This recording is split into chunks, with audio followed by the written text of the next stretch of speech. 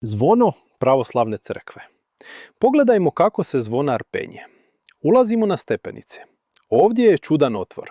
Kao prozor je nisko postavljen, a kao vrata je malen po veličini. Potrebno je jako se sagnuti da bi se prošlo kroz njega. Evo stepenice prema gore. Zid s jedne strane je od kamena, a s druge strane od opeke. Penjemo se stepenicama i dolazimo na drugi nivo zvonika. Evo u ovom prolazu. Da bi se popelo više, potrebno je izaći iz zvonika na krov i ponovo ući u drugi otvor. I tek tada se može proći na trg pod zvonima. To jest, prvo se treba popeti stepenicama, ovdje prolazi, zatim izaći na krov i ponovo ući u zvonik, u drugi prolaz. Ove rupe ranije nije bilo.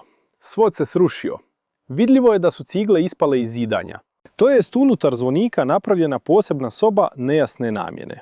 Ona je bila toliko važna da je bilo potrebno nagomilati neugodne prolaze i uzlaze, umjesto normalnih stepenica prema gore. Možda je to bila dodatna komora za akustičku rezonancu.